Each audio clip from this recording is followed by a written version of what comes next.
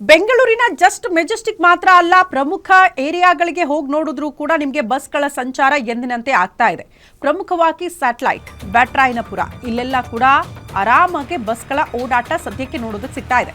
ಬ್ಯಾಟರಾಯನಪುರದಲ್ಲಿ ಎಂದಿನಂತೆ ಬಸ್ ಸಂಚಾರ ಆರಂಭ ಆಗಿದೆ. ಸ್ಯಾಟಲೈಟ್ ಬಸ್ ನಿಲ್ದಾಣದಲ್ಲೂ ಕೂಡ ಟಿಕೆಟ್ ಬುಕ್ಕಿಂಗ್ ಆರಂಭ ಆಗಿದೆ ಅಂತೆ. ಟಿಕೆಟ್ ಬುಕ್ಕಿಂಗ್ ಆರಂಭ ಆಗಿದೆ ಅಂದ್ರೆ ಬಸ್ಗಳು ನಿಲ್ಲಲ್ಲ ಅಂತ ಮುಂಗಡ ಟಿಕೆಟ್ ಬುಕ್ಕಿಂಗ್ ಕೌಂಟರ್ ಅನ್ನ ಓಪನ್ ಮಾಡಲಾಗಿದೆ ಅಂತೆ.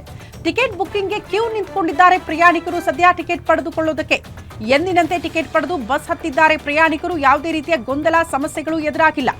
ಎಂದಿನಂತೆ ಪ್ಲಾಟ್ಫಾರ್ಮ್ಗೆ ಬರ್ತಾ ಇದೆ ಬಸ್ಗಳು. ಆ ಬಸ್ಗಳನ್ನ ಹತ್ಕೊಂಡು ಪ್ರಯಾಣಿಕರು ಕೂಡ ಹೋಗ್ತಿದ್ದಾರೆ.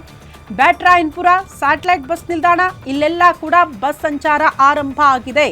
ಅಲ್ಲಿಗೆ ಬೆಂಗಳೂರಿನ ಪ್ರಮುಖ ಏರಿಯಾಗಳ ಬಸ್ ಸ್ಟ್ಯಾಂಡ್ಗಳನ್ನ ನೀವು ಗಮನಿಸಿದ್ರೆ ಎಲ್ಲಾ ಕಡೆ ಎಂದಿನಂತೆ ಬಸ್ ಸಂಚಾರ ಆರಂಭ ಆಗಿದೆ ಅನ್ನುವಂಥ ದೃಶ್ಯಗಳು ನೋಡೋದಕ್ಕೆ ಸಿಗ್ತಾ ಇದೆ. ಮೆಜೆಸ್ಟಿಕ್, ಸ್ಯಾಟಲೈಟ್ ಬಸ್ ನಿಲ್ದಾಣ, ಬ್ಯಾಟರಾಯನಪುರ ಬಸ್ ಸ್ಟ್ಯಾಂಡ್ ಇಲ್ಲೆಲ್ಲ ಕೂಡ ಸಾರಿಗೆ ವ್ಯವಸ್ಥೆ ಎಂದಿನಂತೆ ಪ್ರಯಾಣಿಕರಿಗೆ ಸಿಗ್ತಾ ಇದೆ ಅನ್ನುವಂಥ ದೃಶ್ಯಗಳು ನೋಡೋದಕ್ಕೆ ಸಿಗ್ತಾ ಇದೆ. ಹಾಗಾಗಿ ಯಾವುದೇ ರೀತಿಯ ಗೊಂದಲ ಇಲ್ಲ. ಸದ್ಯಕ್ಕಂತೂ ಬಂದ ವಾತಾವರಣ ಬೆಂಗಳೂರಿನಲ್ಲಿ ಕಾಣಿಸ್ತಾ ಇಲ್ಲ. ಬಟ್ ರಾಜ್ಯದ ಬೇರೆ ಬೇರೆ ಜಿಲ್ಲೆಗಳಲ್ಲಿ ಯಾವ ರೀತಿಯ ಪರಿಸ್ಥಿತಿ ಇದೆ, ಅಲ್ಲೂ ಕೂಡ ಬಸ್ಗಳ ಓಡಾಟ ಆಗ್ತಾ ಇದೆಯಾ, ಅದ್ರ ಬಗ್ಗೆ ಮುಂದುವರೆದು ಮತ್ತಷ್ಟು ಮಾಹಿತಿ ಕೊಡ್ತೀವಿ. ಬಟ್ ಸದ್ಯಕ್ಕಂತೂ ಬೆಂಗಳೂರಿನ ಪರಿಸ್ಥಿತಿಯನ್ನು ನಿಮ್ಮ ಮುಂದೆ ಇಡ್ತಾ ಇದ್ದೀವಿ.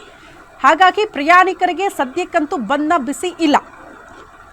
ಪ್ರಮುಖವಾಗಿ ವೇತನ ಹೆಚ್ಚಳ ಅದೇ ಪ್ರಮುಖ ಬೇಡಿಕೆ ಸಿಬ್ಬಂದಿಗಳದ್ದು.